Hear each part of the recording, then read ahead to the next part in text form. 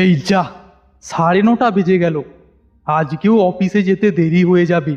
কোত্থেকে যে সময় চলে যায় বুঝি না বাপু।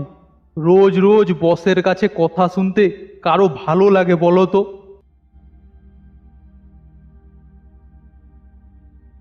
আমার একটাই বদ অভ্যেস, যতই তাড়াতাড়ি অফিসে যাওয়ার চেষ্টা করি না কেন, ঠিক দেরি হয়ে যায়।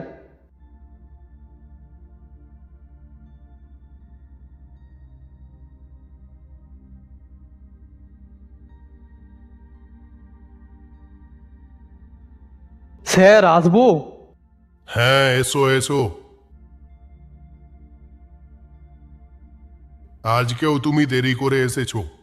রোজ রোজ কি শুরু করেছো বলো তো? এভাবে যদি চলতে থাকে তাহলে এই কাজ তোমাকে ছাড়তে হবে। কি করব স্যার, যদিও বাড়ি থেকে বেরোতে একটু দেরি হয়েছে, তার উপর বাস পাওয়া কি মুশকিল। তারপর স্যার এই রাস্তা তো আপনি জানেন, কিছু হলো না হলো জ্যাম হয়ে যায়। সে তো আমি বুঝতে পারছি, কিন্তু আমাকে যে আমার দায়িত্ব পালন করতে হবে। তবে আমি বলি কি, তুমি একটা গাড়ি বা মোটর সাইকেল কিনে নাও, তাহলে অন্তত বাসের জন্য দাঁড়িয়ে থাকতে হবে না। হ্যাঁ, তা কিনলেও মন্দ হবে না। এখন তো বেতনটাও বেড়ে গেছে, কোনো অসুবিধা হবে না। তুমি যা ভালো বুঝবে। যাও, এখন কাজে লেগে পড়ো। সারা দিন কাজ করার পর সন্ধ্যার সময় ছুটি হলো, আবার সেই একই সমস্যা। সেই কখন থেকে দাঁড়িয়ে আছি, বাস আসার নামই নেই। সারা দিন কাজ করার পর কোথায় একটু বাড়িতে গিয়ে ঘুমাবো, তা না, বাসের জন্য দাঁড়িয়ে থাকো। তারপর অনেকক্ষণ পরে বাস এলো।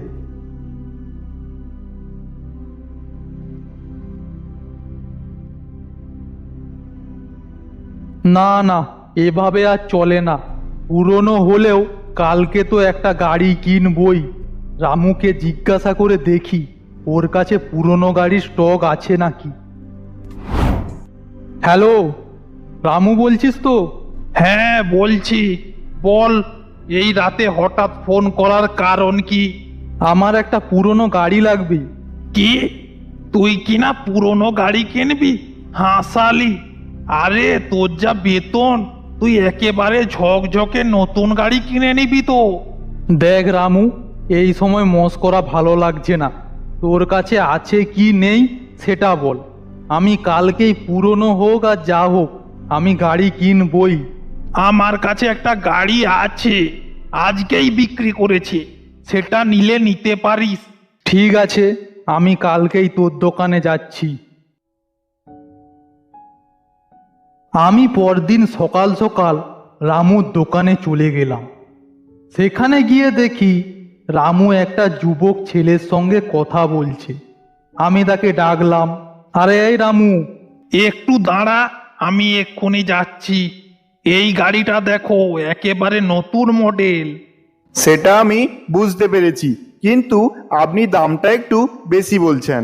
এই দামে তুমি এই গাড়ি পাবে না, একটু চিন্তা করো। না না, আমি আসছি, অন্য কোথাও গিয়ে দেখি। তোমার যা ইচ্ছা। হ্যাঁ বল। আরে কালকে তো তুই বললি একটা গাড়ি আছে।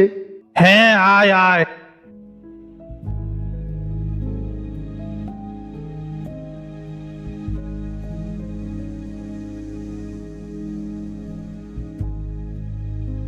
কিরে, পছন্দ হয়েছে? বাহ, বেশ ভালো গাড়ি তো। পুরনো বলে বোঝাই যাচ্ছে না। তা দাম কত নিবি বল? এই গাড়িটা খুব কম দামে পেয়ে গেছি, তোকে আমি কম দামে দিয়ে দেব। অন্য কেউ হলে 3 গুণ দাম নিতাম। তুই না হলে 50,000 টাকা দে। এই ধর, টাকা ধর।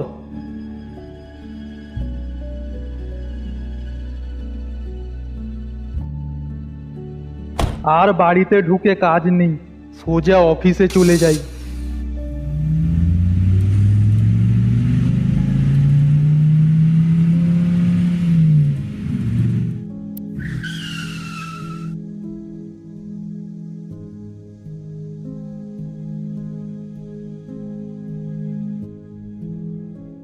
স্যার আসবো? হ্যাঁ, এসো এসো। কি ব্যাপার জিতেন, আজ কোন দিকে সূর্য উঠেছে? এত তাড়াতাড়ি অফিসে চলে এসেছো? আপনার কথা শুনে আজই একটা গাড়ি কিনলাম, তাই আর কি। ও তাই নাকি? ভালো ভালো। বেশ দিনগুলো কাটছিল, এখন আর বাসের জন্য অপেক্ষা করতে হয় না, অফিসেও তাড়াতাড়ি পৌঁছে যাই। বসও এখন খুব খুশি। একদিন অফিস ছুটির দিনে নদীর ধারে সময় কাটাতে যাচ্ছি। নদীর ধারে যেতে একটা মস্ত বট গাছ পড়ে। সেই বট গাছের কাছে আসতেই গাড়িটা হঠাৎ বন্ধ হয়ে গেল।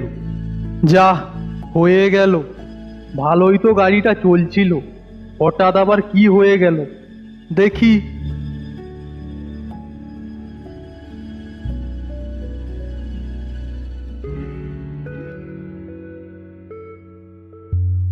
কি হলো দাদা, গাড়ি খারাপ হলো নাকি?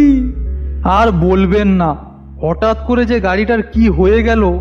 আমার মনে হয় গাড়িটাকে ঠেলা দিলে স্টার্ট হতে পারে। গাড়িতে বসুন, আমি ঠেলছি।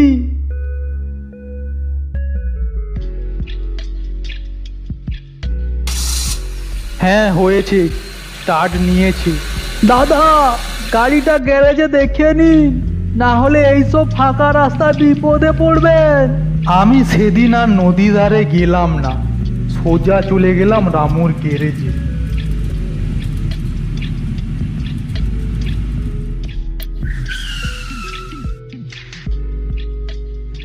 রামু অনেকক্ষণ দেখার পর বলল, না, কোনো সমস্যা নেই।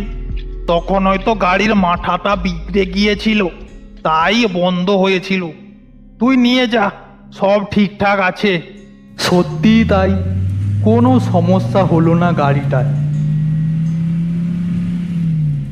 কিন্তু দেখলাম আমি যখনই ওই বট গাছের কাছে যাই, গাড়িটা তখনই বন্ধ হয়ে যেত, আবার কিছুক্ষণ পর নিজে নিজেই চালু হয়ে যেত। একদিন ঝড় বৃষ্টির রাতে বাড়ি ফিরছি, আবার সেই বট গাছের কাছে এসে গাড়িটা বন্ধ হয়ে গেল। এইবার আমি গাড়িটার উপর রেগে গেলাম। কি মুশকিল, এই ঝড় বৃষ্টির রাতে এই জায়গায় গাড়িটা বন্ধ হয়ে গেল। এই সময় এখানে কোনো লোকও নেই, কোনো সাহায্যও পাবো না। না, এভাবে আর চলে না, এক্ষুনি রামুকে এখানে ডাকতে হবে। ফোনটা করি। ফোন রিং হচ্ছে। হঠাৎ আমার চোখ পড়লো সামনের কাঁচের ওপর। দেখলাম আমার গাড়ির পেছনে একটি মেয়ে বসে আছে। কে তুমি? না বলে আমার গাড়িতে উঠে পড়লে।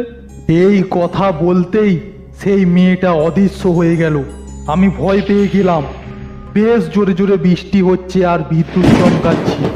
বিদ্যুৎ চমকানোর আলোয় দেখলাম সেই মেয়েটা সেই বট গাছের নিচে দাঁড়িয়ে আমাকে ডাকছে। এসো, এখানে এসো, এসো বলছি। হ্যালো হ্যালো হ্যালো জিতেন। কিছু না, আমি কালকে তোর কাছে আসছি। পরের দিন সকালে রামুর কাছে চলে গেলাম।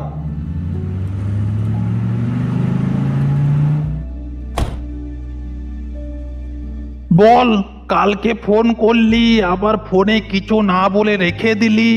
শোন বলছি, এই গাড়িটা বট গাছের কাছে গেলেই বন্ধ হয়ে যায়।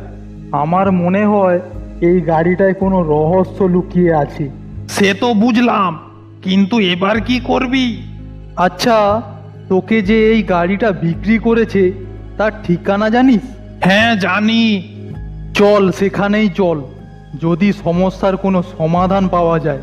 তারপর গাড়িতে হয়ে চলে গেলাম সেই বাড়িতে। বাড়িতে ঢুকে দেখলাম একজন বয়স্ক লোক থাকে সেই বাড়িতে।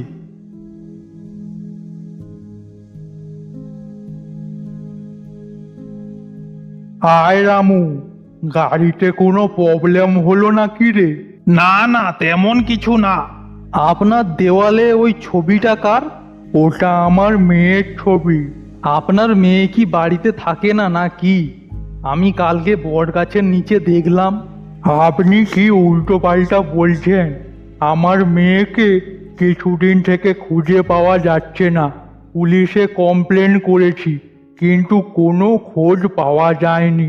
আর আপনি বলছেন বটগাছের নিচে দেখেছেন? আপনি শান্ত হন, শান্ত হন।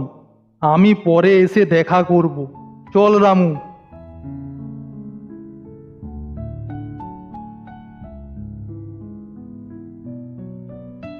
আজ তো এই রহস্যের ফাঁস করতেই হবে।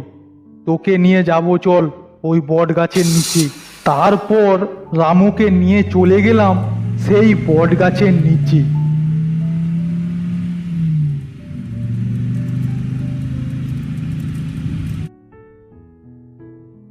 কোথায় তোর সেই?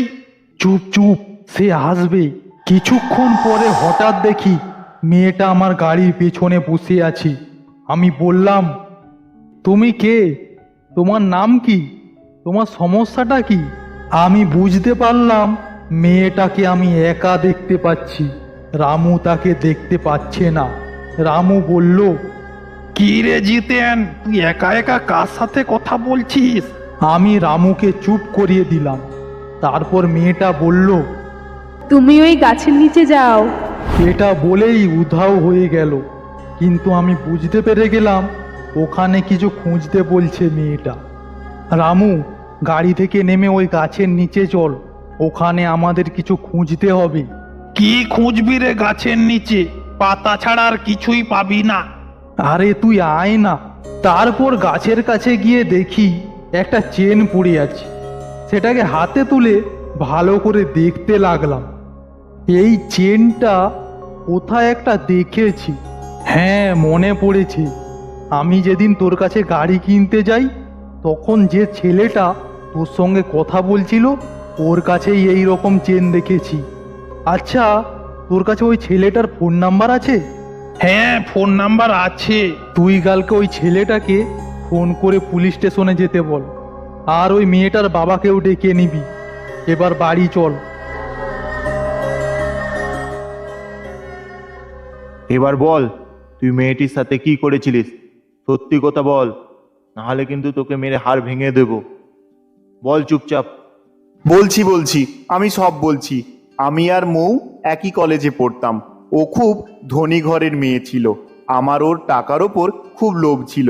আমি একদিন ওর কাছ থেকে টাকা নেওয়ার সিদ্ধান্ত নিয়েছিলাম। সেই দিন রাতে আমি বটগাছের কাছে দাঁড়িয়েছিলাম। তারপর ও যখন ওই রাস্তা দিয়ে যাচ্ছিল, তখন আমি ওকে দাঁড় করিয়ে ছুরির ভয় দেখিয়ে ওর কাছ থেকে টাকা গয়না হাতিয়ে নিয়েছিলাম। তারপর আমি ভয় পেয়ে গেলাম ও যদি পুলিশকে বলে দেয়, তাই সেই দিনই ওকে গলা টিপে মেরে ফেললাম। তারপর ওই বট গাছের নিচে মাটিতে পুঁতে দিলাম। সেই সময় আমার চেন পড়ে গিয়েছিল। আমি মৌয়ের টাকা দিয়েই আরেকটা ওই রকম চেন কিনেছিলাম। সেই গাছের নিচে যেতে ভয় লাগছিল, তাই আর আমি চেনটা নিতে যাইনি। ক্ষমা করে দিন আমাকে। আমি লোভের কারণে অন্ধ হয়ে গিয়েছিলাম। ক্ষমা করে দিন। ক্ষমা? তুই যা করেছিস তার কোনো ক্ষমা নেই। চল। ধন্যবাদ, আপনাকে অনেক ধন্যবাদ। আপনার জন্যই আমার মেয়ে ন্যায় পেয়েছে। ধন্যবাদ। না না, এটা তো আমার কর্তব্য। সেই দিনের পর থেকে আমার গাড়ি আর সেই বটগাছের নিচে বন্ধ হয় না।